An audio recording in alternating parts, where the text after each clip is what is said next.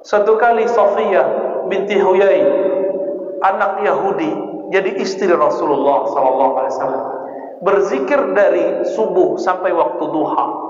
Zikirnya subhanallah bihamdi subhanallahil azim. Menghitung waktu itu tasbih belum diikat kecuali Abu Hurairah. Safiyah belum mengikatnya pakai batu, seperti tawajuhnya orang-orang tarekat Naqsyabandiyah khatam khojakan. Hitung satu, subhanallah bihamdi subhanallah bihamdi subhanallah. Begitu, udah pindah ke sini, udah berkali-kali pindah.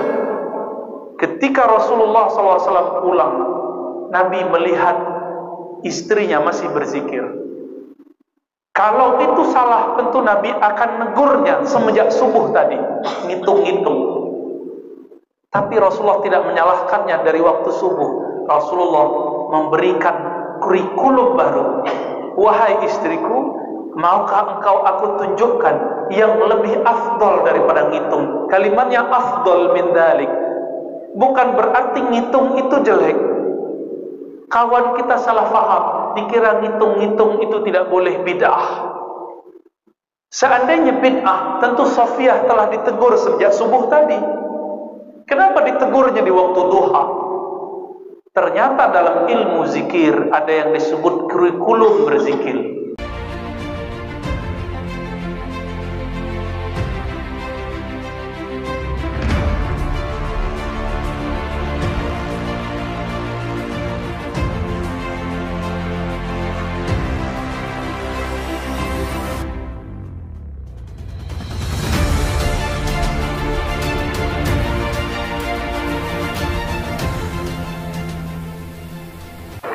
إن الحمد لله نحمده ونستعينه ونستغفره ونعوذ بالله من شرور أنفسنا ومن سيئات أعمالنا من يهده الله فلا مضل له ومن يضلل فلا هادي له أما بعد.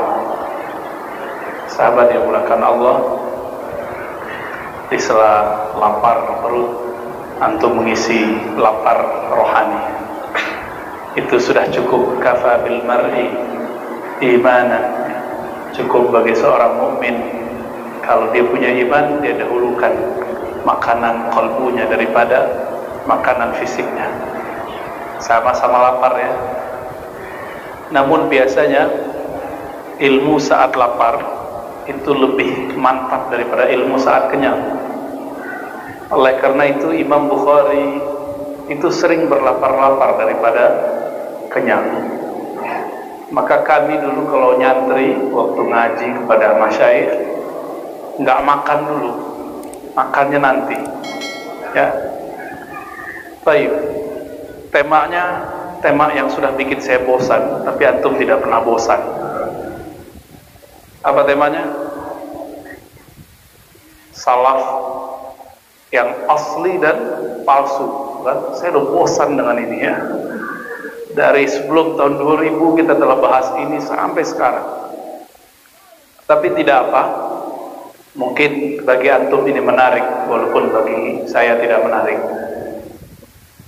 Sekarang kita tutup poin, karena kajian-kajian saya tentang salaf ahli sunnah telah banyak. Antum bisa lihat ya, record-recordnya telah banyak. Sekarang antum tutup poin aja. Sebenarnya salaf yang asli itu apa sih? Salaf yang palsu itu gimana? Sebelum sampai ke sana, harus kuat dulu definisi apa dan siapa itu salaf yang asli. Semua ulama, baik anti salafi atau pro salafi, sepakat bahwa salaf itu abad pertama, kedua dan ketiga. La niza', tidak ada di situ niza', tidak ada di situ syak. Dan hadis yang sering dipakai untuk itu kita telah sebutkan di kajian-kajian terdahulu. Khairun nas qarni, atau di riwayat lain khairukum qarni, sebaik-baik kamu yang hidup di kurunku, lalu kurun setelahnya, lalu kurun setelahnya. Atau mengikuti hadis riwayat Imam Ahmad, tuba liman ra'ani wa amana bi, wa tuba liman amana bi wa lam yarani. Beruntung orang yang bertemu aku lalu iman kepadaku. Beruntung orang yang beriman kepadaku meskipun dia tidak bertemu aku. Maksudnya kelompok tabi'in dan lanjutannya kita. Sahabat yang dimuliakan Allah, tidak ada di Quran, di Sunnah perintah kunu salafiyin, nggak ada. Jadilah kamu salafi, tidak ada. Kunu syafi'iyin, jadilah kamu syafi'iyah, nggak ada. Yang ada apa? Qul in kuntum tuhibbunallah fattabi'uni. Itu sudah dihafalkan juga ya, surah Ali Imran. Katakan jika engkau betul-betul cinta kepada Allah, maka agama ini ussisa alal mahabbah. Ini penting sekali. Agama ini dibangun atas dasar mahabbah, cinta, bukan kemurkaan, bukan emosi, bukan benci. Ini harus digarisbawahi, karena terkesan kalau sudah beragama, sudah ikut bermanhaj, jadi garang, jadi kasar, jadi suka nyalah-nyalahin orang, jadi benci dengan orang yang berbeda. Ini telah keluar dari fitrah agama itu sendiri. Coba ayat ini apa ada yang mengingkarinya? Ingkar satu ayat, satu huruf pun kafir. Qul in kuntum tuhibbunallaha fattabi'uni. Jika kalian, jika kamu, jika Anda betul-betul cinta kepada Allah, maka ikutlah aku. Saya mau tanya, mau ikut Rasulullah, bisa lihat Rasulullah tak? Lihat wujud Rasulullah hari ini? Mungkin cuma Bu Ningsih yang bisa lihat ya. Dia katanya bisa memanggil plus menghadirkan. Kalau kita manggil, tadi mantan ketua Irma ya, senior Irma, udah panggil Rasulullah tadi, itu separohnya ilmu Bu Ningsih itu ya. Assalamualaikum ya Rasulullah, itu manggil Rasulullah itu, sakti itu ya. Tapi kata si Bu Ningsih apa katanya? Saya bisa menghadirkan Rasulullah. Wah, lebih horor lagi. Horor sekali ya. Hati-hati. Ajaran sesat itu dimulai dari mengikuti ilham-ilham palsu. Ilham-ilham palsu. Awalnya ilham itu selalu mengajak yang baik-baik. Masih ingat kisah Abu Hurairah? Abu Hurairah menjadi security gudang gandum Baitul Mal di zaman Nabi. Jadi security juga Abu Hurairah. Jadi di zaman Rasulullah sudah ada satpam, jangan salah ya. Sunnah juga itu ya.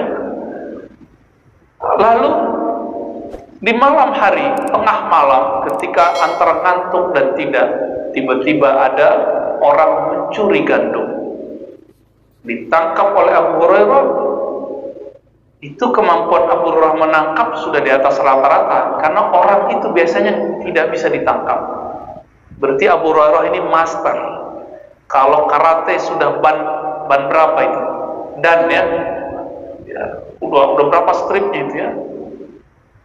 Walhasil orang itu mengatakan, maafkan aku hai Abu Hurairah. Kaget juga Abu Hurairah, kok dia tahu namanya? Aku maling karena terpaksa, anak istriku belum makan. Akhirnya dilepas. Abu Hurairah punya perasaan cinta. Dilepas. Malam besok ketemu lagi. Dilepas lagi. Alasannya sama. Tapi malam ketiga langsung Abu Hurairah mengatakan, Abu Hurairah tidak main hakim sendiri. Coba lihat. Abu Hurairah tidak pukul dia sendiri, tidak potong tangannya sendiri, tapi Abu Hurairah bawa ke mahkamah. Apa kata Abu Hurairah?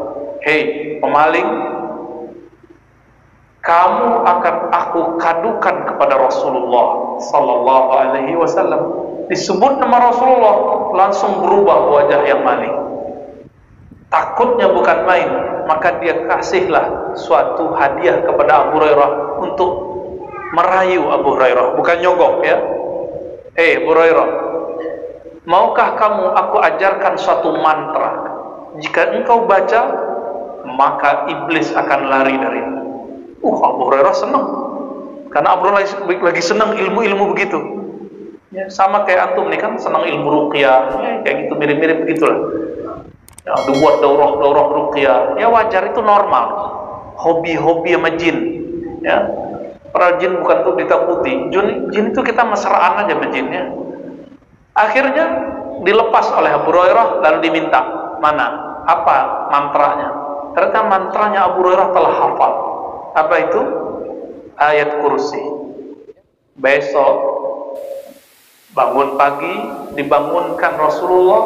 Setelah sholat subuh dilaporkan, wahai Rasulullah, malam tadi bahkan 3 malam berturut-turut aku menangkap seorang yang maling, dan di malam terakhir dia mengajarkanku suatu hal.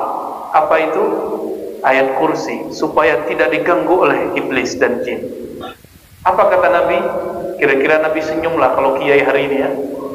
Apa kata Nabi? Hai Abu Hurairah, sadaqa wa huwa kadzub. Itu yang ngomong, omongannya benar, tapi dia aslinya pembohong. Kadzub, bahasa Arab kadzub itu lebih dari kazib. Kazib sekali-sekali bohong. Kalau kadzub berkali-kali berbohong, itu kadzub. Temannya Dajjal. Dajjal itu sama, dia mubalaghah. Dajjal, fa'al, sama dengan Ghaffar, Ghafur, artinya maha, sangat. Maka kadzub, dia betul-betul lihai berbohong. Apa kaedah dari hadis ini?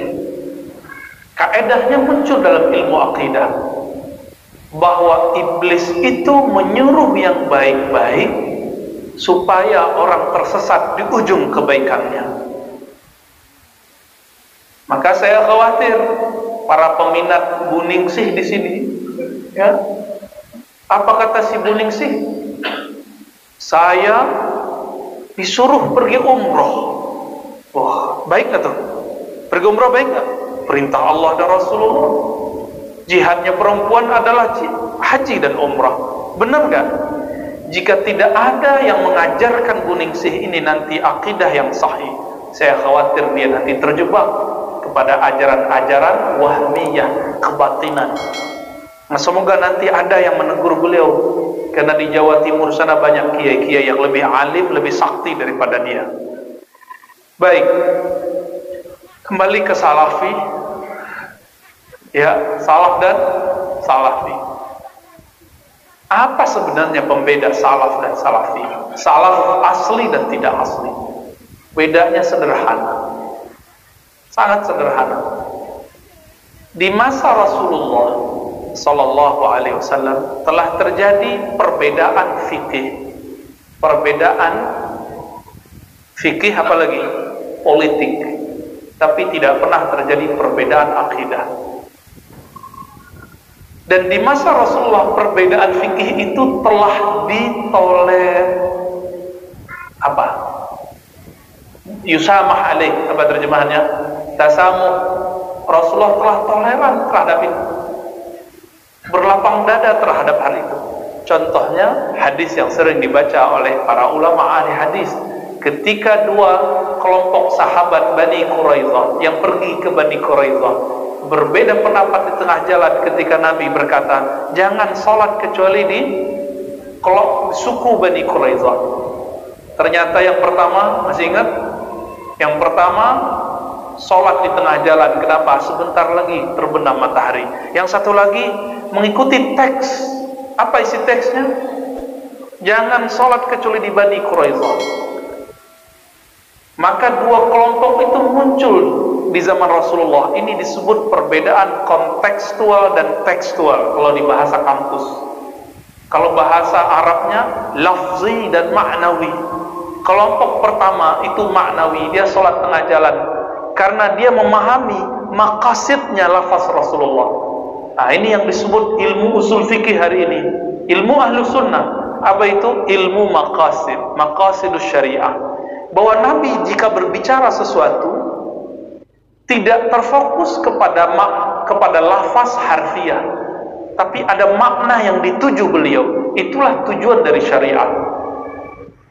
Itu tujuan dari syariat. Ketika Nabi mengatakan jangan kamu sholat kecuali di Bani Quraidah, sholat asar, maksudnya buru-burulah kamu, bersegeralah kamu sehingga sampai di Bani Quraidah dapat sholat asar di sana.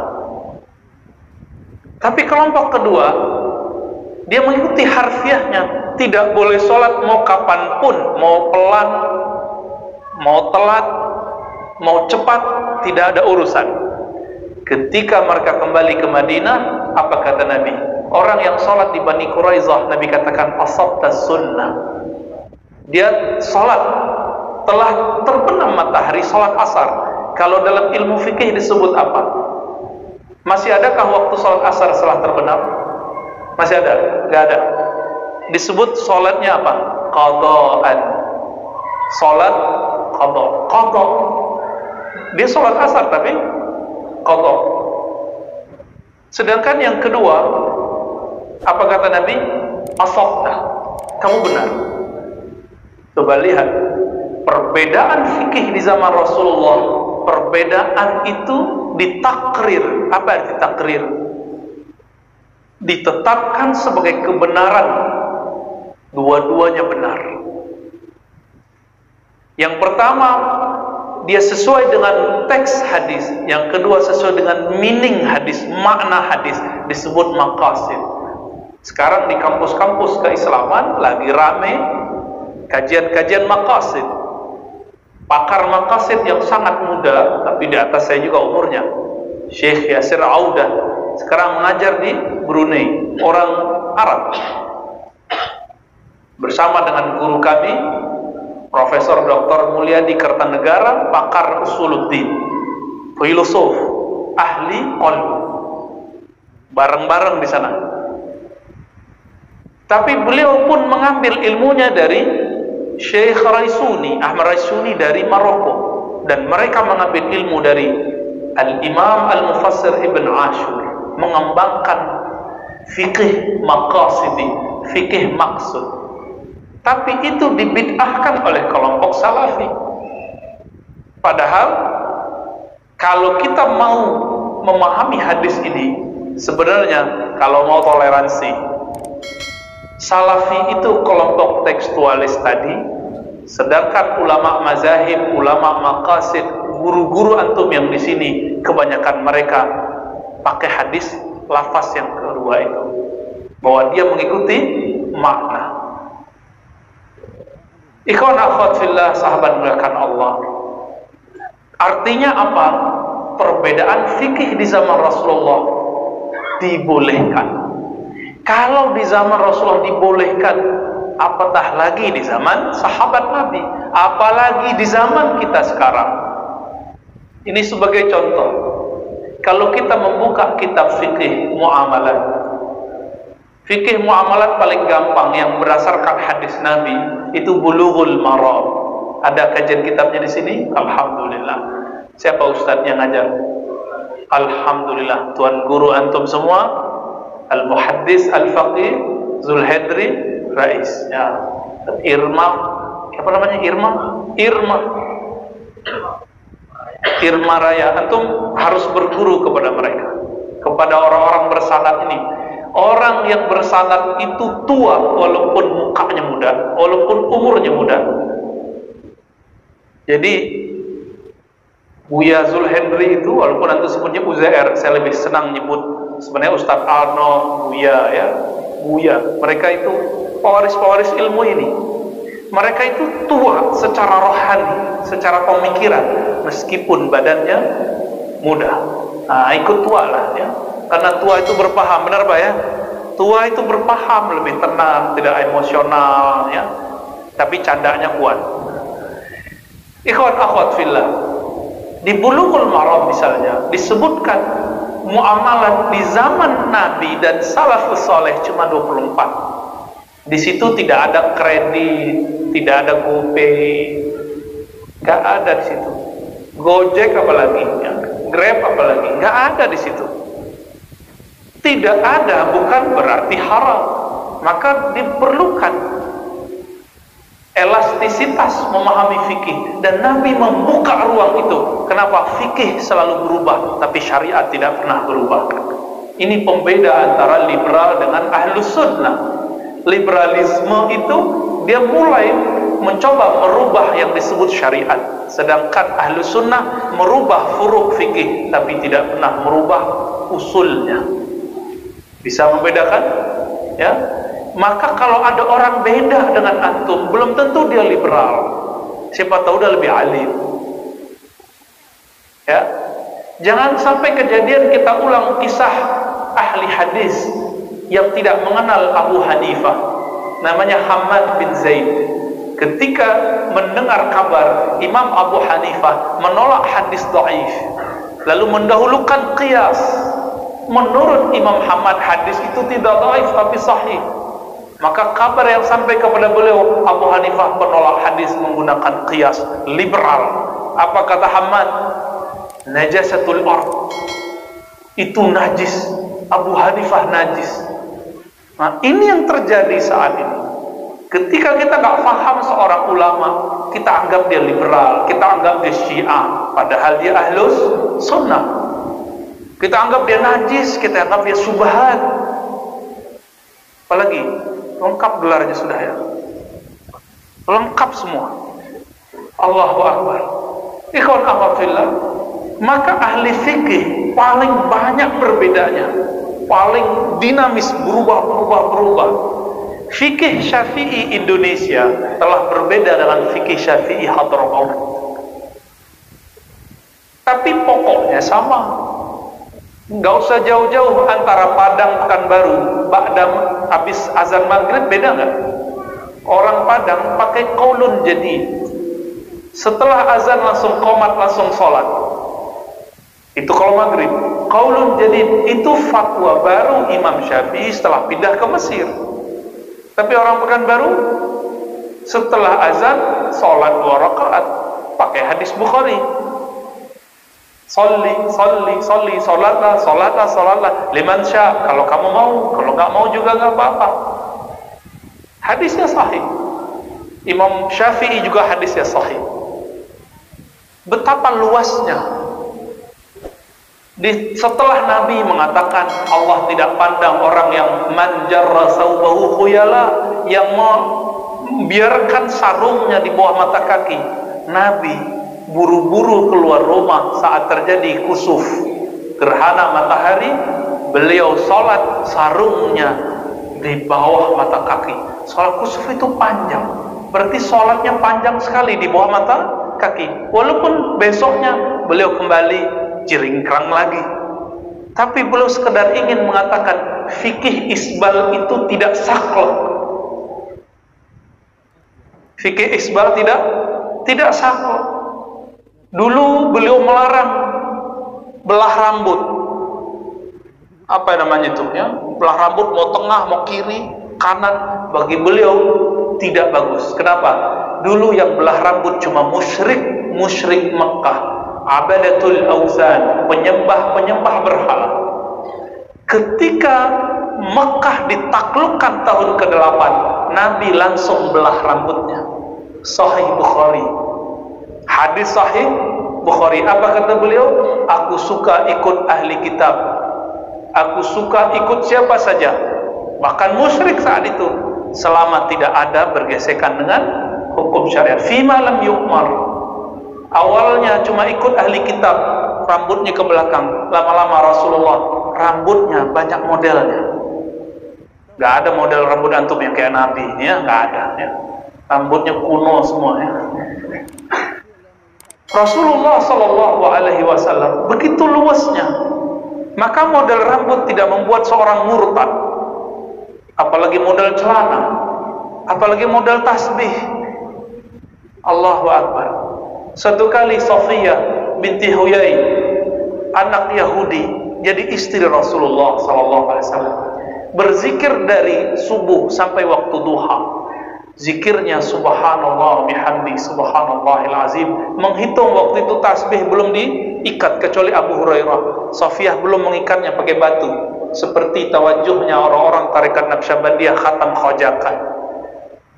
Hitung satu, subhanallah bihamdi subhanallah bihamdi subhanallah. Begitu, udah pindah ke sini, udah berkali-kali pindah. Ketika Rasulullah SAW pulang, Nabi melihat istrinya masih berzikir. Kalau itu salah, tentu Nabi akan negurnya semenjak subuh tadi, ngitung-ngitung. Tapi Rasulullah tidak menyalahkannya dari waktu subuh. Rasulullah memberikan kurikulum baru. Wahai istriku, maukah engkau aku tunjukkan yang lebih afdol daripada ngitung? Kalimatnya afdal min dalik bukan berarti ngitung itu jelek. Kawan kita salah faham, dikira ngitung-ngitung itu tidak boleh bid'ah. Seandainya bid'ah, tentu Sofiyah telah ditegur sejak subuh tadi. Kenapa ditegurnya di waktu duha? Ternyata dalam ilmu zikir ada yang disebut kurikulum berzikir, marahil atau maqamat. Ada makom-makom. Makom itu dilihat dari pencapaian rohaninya. Jika dia zikirnya baru konsentrasi dengan hitungan, maka dia perlu menghitung 100, 200, 1000, 2000, satu tumpuk. Kira-kira satu tumpuk itu berapa ribu kita nggak tahu. Tumpukan kerikil-kerikil itu. Inilah prinsip yang diambil oleh ulama-ulama ahli zikir. Tapi oleh kawan kita, kalimat afdal min zalik diartikan yang itu ngitung itu bid'ah, yang benar tidak perlu ngitung. Padahal Nabi lagi kasih makom yang lebih tinggi. Apa makom yang lebih tinggi? Zikir tanpa hitung. Itu disebut unlimited. Apa kalimat zikirnya? Itu yang kita baca waktu zikir pagi sore. Subhanallah bihamdihi adada khalqihi wa zinata arsyihi wa ridha arsyihi wa midada kalimatihi. Boleh dibalik-balik. Itu makna Maha suci Allah, pujian baginya, kebesaran baginya, sesuka-sukanya Allah, sebanyak bilangan makhluk, seberidho-ridhonya Allah, seberat arasnya Allah. Perlu ngitung nggak? Nggak perlu ngitung. Tapi makomnya harus sampai dulu. Ada kenaikan derajat rohani, baru diajarkan itu. Oleh karena itu, kalau antum belajar suluk, belajar tarekat sufi, lalu disuruh ngitung sama gurunya, jangan protes dulu. Berarti makomnya baru sofiyah waktu lagi ngitung, belum sofiyah sebelah sholat duha, baru sofiyah dari sholat subuh sampai. Coba lihat cepatnya naik makomnya sahabat-sahabat Rasulullah dari subuh sampai duha jadi wali Allah. Langsung makomnya naik. Langsung dikasih zikir subhanallah bihamdi ismul azim. Dalam Naqsyabandi disebut zikir wukuf. Nggak perlu lagi ngitung, cukup ingat. Apapun yang dibaca subhanallah, alhamdulillah, Allah nggak perlu ngitung. Karena makomnya telah naik. Fazkuruni azkurkum. Sebut aku, sekarang aku sebut kamu. Kamu sebut aku sebut kamu. Itu makomnya. Tapi oleh kawan kita, dianggap itu bid'ah. Dia tak faham disebut bid'ah. Betapa banyak nanti yang akan bid'ah karena dia tak faham. Maka sahabat yang melakukan Allah, ulama salafus saleh, mulai dari sahabat Nabi, tabi'in, tabi'ut tabi'in, mereka sangat luas dalam fikih. Sangat luas dalam fikih. Maka ciri salaf yang hakiki tidak saklek dalam fikih. Ciri salaf yang palsu kaku dalam fikih. Ya, itu gampang untuk ngeceknya. Setiap kali orang kaku dalam bab fikih, maka dia palsu. Itu. Yang kedua, setelah Nabi SAW wafat, muncul perdebatan siasi. Apa arti siasi? Politik. Belum ada perbedaan akidah. Politik dulu. Terpecahlah Muhajirin dan Ansari. Lalu setelah Muhajirin Ansar pecah, pecahlah kelompok Ali, kelompok Utsman. Setelah meninggal Utsman, maka Aisyah dan Muawiyah pecah dengan Ali. Begitu selanjutnya. Apakah mereka mengkafirkan? Ketika Ali bin Abi Thalib mengalahkan kelompok Aisyah, Ali tidak mengambil ghanimah. Apa arti ghanimah? Harta rampasan perang. Karena Aisyah masih muslimah, pengikut Aisyah pun muslimah. Berbeda politik dengan Ali. Bahkan diantar pulang oleh Ali bin Abi Thalib radhiyallahu taala anhu majma'in. Maksud saya nyebut ini apa? Salaf yang asli menerima perbedaan politik. Salaf palsu memaksa satu aliran politik. Ini kayaknya banyak nol sekiannya nih ya. Udah lewat masa itu. Jangan terpenjara oleh itu. Antum terluka, ya kita terluka semua. Yang kita coblos jadi menteri kok, ya kan? Tapi untuk apa terluka politik itu? Luka itu adalah sehat, karena politik itu perubahannya per detik. Gak usah khawatir. Orang kemarin musuh-musuhan, sekarang cepik-cepikian, sekarang cepik-cepiki, besok main serang-serang. Jangan pernah percaya pada cinta politik. Jangan-jangan ini yang muda-muda ini cintanya politik. Besok sama siapa lagi ya. Ini salaf yang asli. Mereka dalam bab politik apa? Siap berbeda. Antum siap beda? Nanti 2000 berapa nih? Ingat-ingat kalimat ini. Siap-siap berbeda dalam politik, itulah salaf. Tapi kawan-kawan ini haramkan semuanya. Kenapa? Baik yang pro nol ini dan nol itu semuanya berdosa. Kenapa? Ikut pemerintahan yang sistemnya sistem taghut. Ya salam. Al-Quran tidak pernah membahas demokrasi. Maka menyematkan demokrasi kepada taghut itu namanya ijtihad. Ijtihad itu zonni. Apa ijtihad? Hasil pemikiran seseorang, bukan nabi, bukan dari Allah. Maka orang kalau sebut demokrasi itu taghut, itu tidak pasti. Itu pemikiran dia. Karena nabi nggak pernah. Ada nggak hadis demokratiyah taghut? Ada nggak? Nggak ada. Kalau antum ketemu aja bawa sini ya. Kita takhrij langsung hadisnya. Takhrij artinya dikeluarkan kualitasnya, sumbernya dari mana, bisa dipastikan itu hadis palsu. Coba lihat, Nabi tidak memberikan satu sistem politik, benar nggak? Kenapa? Karena sistem politik itu lebih luas lagi perbedaannya daripada fikih. Kalau fikih Nabi takrir, Nabi bolehkan perbedaan yang luas itu. Tapi politik nggak. Coba lihat di Quran yang ada cuma tentang prinsip berpolitik. I'dilu, berbuat adillah. Cuma itu. Innallaha yuhibbul muqsitin. Allah suka kepada orang yang muqsit, yang berbuat adil. Hanya itu. Aqrabul taqwa, itu lebih dekat kepada takwa. Hanya begitu. Fa aslihu baina akhwaikum, politik islah. Hanya itu. Tidak ada di situ nyuruh politik, demokrasi atau apapun. Khilafah pun tidak ada di Quran tentang politik. Semua kalimat khilafah di Quran bukan sistem politik. Kita bisa buktikan dalam tafsir-tafsir Al-Quran. Maka salaf yang asli tidak memastikan satu sistem politik. Selama politik itu tidak bertentangan dengan Quran dan Sunnah, maka salaf membolehkannya. Coba lihat, Abu Bakar dipilih langsung, benar?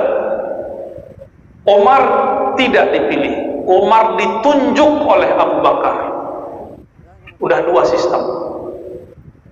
Umar membuat tim formatur mirip MPR hari ini, mirip kayak zaman Orba.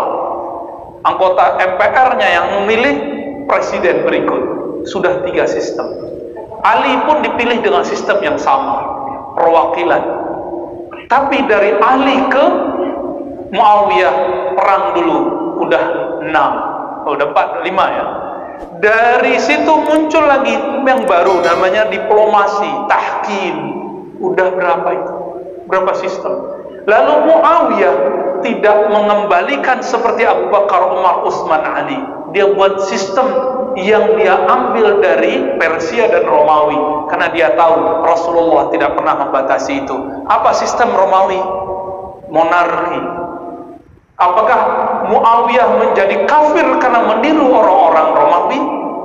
Antum berani kafirkan sahabat Rasulullah? Berhadapan dengan ribuan ahli hadis dan semua ulama ahli sunnah. Kalau dia berbeda politik dengan Ali, betul ada ulama ahli sunnah mengkritik Muawiyah, tapi tidak ada yang mengkafirkan Muawiyah, apalagi melaknat Muawiyah. Hayhat, ya, tidak mungkin, jauh dari itu. Udah berapa sistem? Udah 7. Ya, kalau kita teruskan antum capek ngantuk langsung. Maksud kita sederhana. Cara pemilihan pun di dalam generasi mulia, generasi emas salafus soleh. Salaf ini kan puncaknya di sahabat. Sudah ada lebih dari 6. Kita sebutkan tadi 7 sistem. Berarti dalam politik, benarlah kata gurunya Imam Ghazali, namanya Imam Al-Juwaini, Abul Ma'ali Al-Juwaini. Abul Ma'ali ini murid dari Abu Ishaq Al-Iskafi. Abu Ishaq berguru kepada Abu Ishaq Al-Isfaraidi, berguru kepada Al-Bahili. Al-Bahili muridnya Imam Asy'ari, nyambung ke Imam Asy'ari. Apa kata Imam Al-Juwaini dalam kitab Al-Ghiyasi? Kitabnya agak nadir, mungkin sekarang sudah banyak dicetak, langka kitabnya. Apa kata beliau? Jika dalam fikih ibadah terjadi kelonggaran luar biasa, apalagi dalam fikih siasat, fikih politik, pasti akan lebih longgar lagi. Maka ciri-ciri salafus soleh, mereka menerima perbedaan-perbedaan politik, yang penting tidak melanggar Alkitab dan As-Sunnah. Yang qat'i, kalau yang zonni itu masih diperdebatkan, makna-maknanya yang zonni ya. Dan yang terakhir ini yang paling parah, perbedaan yang muncul di kalangan salaf ketika Ali bin Abi Thalib radhiyallahu taala anhu karramallahu wajhah, beliau kalah, muncullah kelompok anti Ali, anti Muawiyah, disebut dengan Khawarij. Khawarij menjadikan kebencian politiknya masuk ke bab akidah. Maka siapapun yang berbeda dengan kelompok mereka, berbeda dengan Allah dan Rasulullah, begitu keyakinan Khawarij, maka Khawarij meletakkan kepentingan politik setara dengan kepentingan akidah, naruh politik setara dengan akidah. Karena kelompok Ali merasa imamnya dituduh kafir, maka kelompok Ali pun membalas. Kelompok ini kemudian disebut dengan Syiah Ali, membalas lagi, dan kemudian membuat teori balasan. Apa balasannya? Teori imamah, bahwa imam yang benar cuma Ali, dan imam itu maksum, dari turun ke Hasan, ke Husain, terus sampai kepada bawahnya 12 imam. Kelompok ini disebut dengan Imamiyah Isna Asyariyah, membalas Khawarij. Tapi inti ajaran mereka sama. Apa kesamaan Khawarij dengan Syiah? Sama-sama memasukkan politik ke dalam bab akidah. Ini dosa besarnya mereka. Maka oleh Khawarij dan Syiah, beda imam, beda politik, beda iman. Nah, antum mau begitu? Dan di 2019, berapa banyak kawan-kawan, ikhwan, akhwat, sahabat-sahabat, ustadz ahlu sunnah terjebak Khawarij dan Syiah secara manhaj. Dia tidak Khawarij, dia tidak Syiah, tapi manhajnya, sistem berpikirnya telah terjebak Khawarij dan Syiah. Apa itu? Siapapun yang beda politik denganku, maka dia kafir, fasik, sesat. Na'udzubillah min dzalik. Ini bahaya. Ini bahaya sekali. Maka perbedaan Syiah Khawarij diawali dengan perbedaan politik, tapi ditaruh di bab akidah. Tapi yang selalu korban siapa? Yang selalu korban ulama ahlus sunnah. Yang dibunuh oleh orang-orang Khawarij siapa? Ali. Ali itu simbol ahlus sunnah, karena Nabi menyebutnya babul ilmi, pintunya ilmu. Ilmu ahlus sunnah lewat Ali. Loh Syiah gimana? Ya Syiah ngaku-ngaku. Buktinya mereka nggak konsisten dengan imamah. Kenapa? Setelah Ali, Hasan, lalu Husain. Setelah Husain kok nggak turun ke anak Hasan, tapi turun ke anak Husain, ya kan? Maka saya nggak jadi masuk Syiah. Padahal tadi tertarik, karena ada nikah mut'ahnya, Ya. Serius. Saya baca buku Mutahari dulu. Bagaimana manfaat nikah mutah. Lalu di situ diseranglah Umar. Dibuatlah hadis palsu, dinisbatkan ke Ali. Seandainya Umar tidak larang mut'ah, tentu tidak ada terjadi perselingkuhan, perzinahan. Begitu, ternyata hadisnya palsu. Jadi mereka betul-betul berani memasukkan hadis atas nama para imam. Apalagi ke yang bukan imamnya. Ya. Jadi teman-teman semua, ikhwan akhwat fillah, ketika terjadi perbedaan akidah, ternyata perbedaan ini bersumber dari politik. Yang selalu korban siapa? Ahlus sunnah. Di bagian akhir ini, ini paling berat ini. Kelompok salafi asli Ahlus sunnah, imam-imam kita yang agung, Imam Abu Hanifah, Imam Malik, Imam Syafi'i, Imam Ahmad bin Hanbal, Imam Bukhari, Imam Muslim tidak pernah membagi tauhid menjadi 3, uluhiyah, rububiyah, asma wa sifat. Salafi sekarang ya, tapi antum terserah bilang palsu atau enggak, itu urusan antum ya. Tapi menurut saya itu bukanlah mengikuti salaf. Itu mengikuti Syekh Ibnu Taimiyah, bukan salaf. Wafat tahun berapa? 728 Hijriah. Salaf itu 300. Gimana kira-kira? Sudah nyampe hajat antum? Ya? Kan mau sampai di situ aja kan ya. Oke, maka nanti belajar kitab akidah yang serius. Di sini ada kitab akidah yang dipelajari. Kitab apa? Kelompok remaja nih. Irma. Sifat 20, Aqidatul Awam, pelajari itu. Antum kalau ngaji kepada tamatan Azhar atau tamatan pesantren, sanadnya udah nyambung walaupun tidak ada ijazah. Ustadz Al-Naf itu orang pesantren terus Al-Azhar ngajar Aqidatul Awam, nyambung sudah. Nanti sanadnya nyambung ke ulama Azhar, nyambung ke ulama Makkah, nyambung ke ulama lokal. Hari ini garansinya cuma itu sanad. Maka bagian akhir yang mau saya sebut, salaf yang asli bersanad, salaf yang palsu ngaku-ngaku. Sering nyebut Bukhari, Muslim, tapi satu sanad pun kita ragukan. Kalaupun punya sanad, sanadnya ke ulama aswaja Ahlus sunnah, ya, yang dituduh mereka ahli bid'ah. Coba lihat sekarang kawan-kawan kita sedang buat kajian tahfiz, tahsin, tajwid. Yang benar namanya tajwid. Guru kami dulu, Syekh Ali Mustafa Yaqub, mengatakan as-sahhul mustalah, yang paling benar istilahnya bukan tahsin tapi tajwid. Jawwada yujawwidu tajwida. Tajwid itu lebih mencakup maknanya tahsin. Tapi karena sudah ngikutin selera masyarakat, dia udah berubah namanya jadi tahsin. Tahsin semua sanadnya ke imam siapa? Sahibul Matan Jazariyah. Imam Jazari itu sufi Asy'ari muhaddis,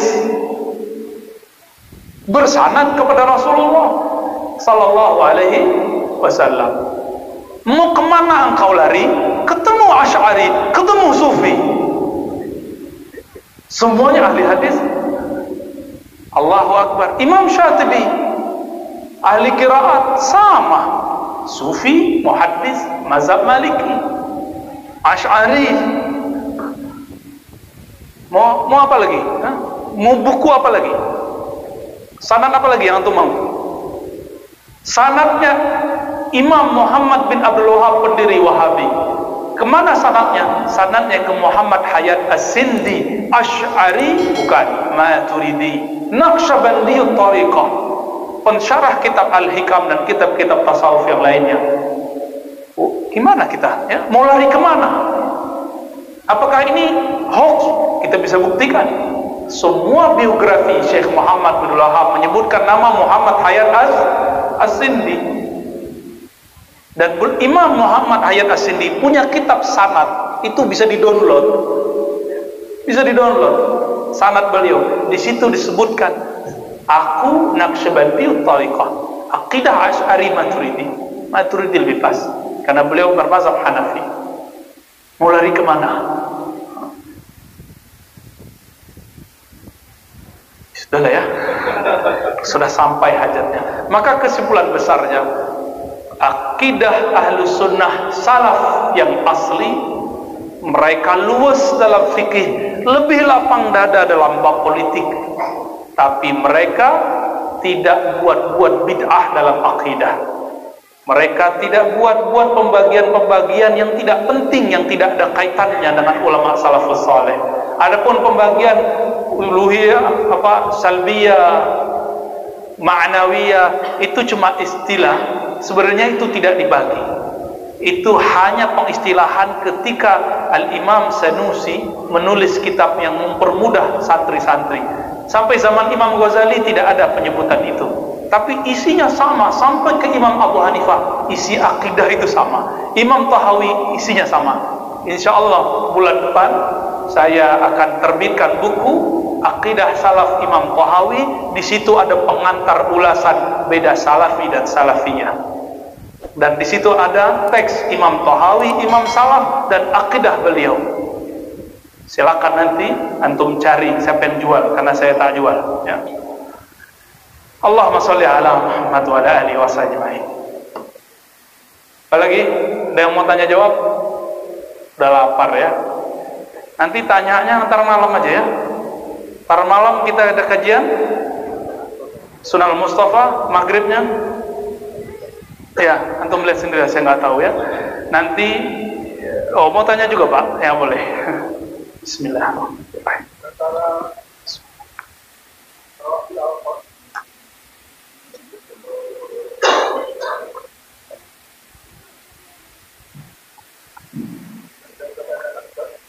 Ya.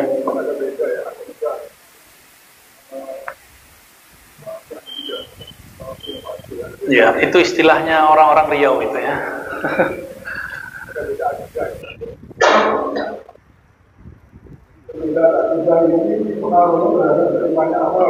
Oke, baik. Nah, ini pertanyaan bagus ini. Ulama Ahlus Sunnah, Aswaja, Asy'ari dan Maturidi punya kaidah emas, kaidah zahabiyah. Mengambil dari hadis Nabi, la taqul li akhika kafir. Jangan panggil saudaramu kafir, jangan tuduh saudaramu kafir. Kafir itu diawali dengan bid'ah, maka turunannya jangan tuduh saudaramu ahli bid'ah.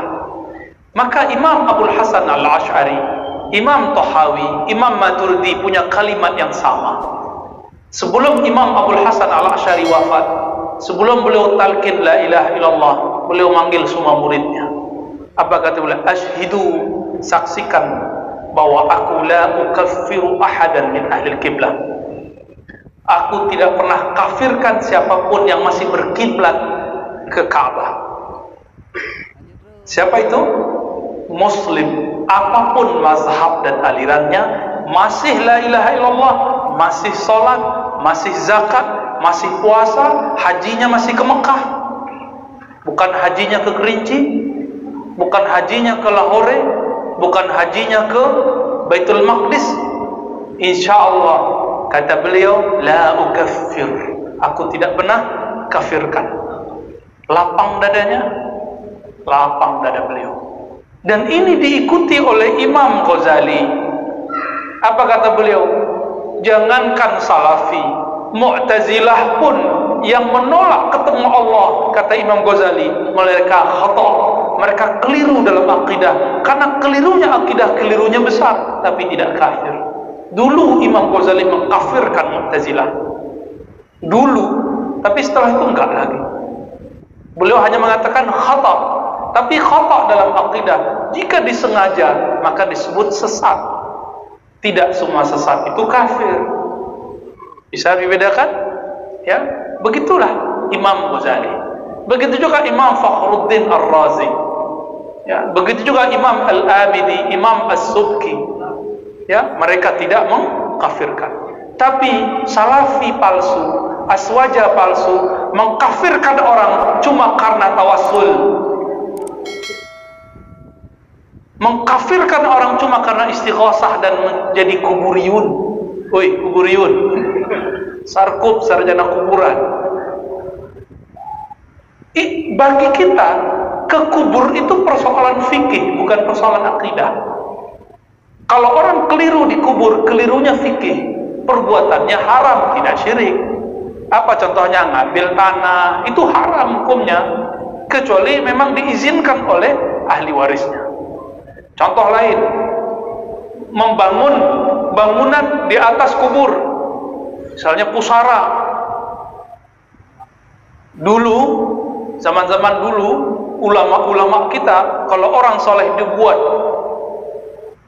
ya, di mana dibuatnya? Di kuburan umum atau kuburan suku atau kuburan surau? Kalau kuburan umum itu yang haram. Tertulis dalam kitab Al-Um Imam Syafi'i. Jadi kalau antum baca hadis Nabi naha anil bina alal qabr, Nabi melarang bangunan di atas kubur, dijelaskan oleh imam kita. Siapa yang paling paham hadis Nabi? Ulama kita, ulama salafus soleh. Katanya ikut salaf.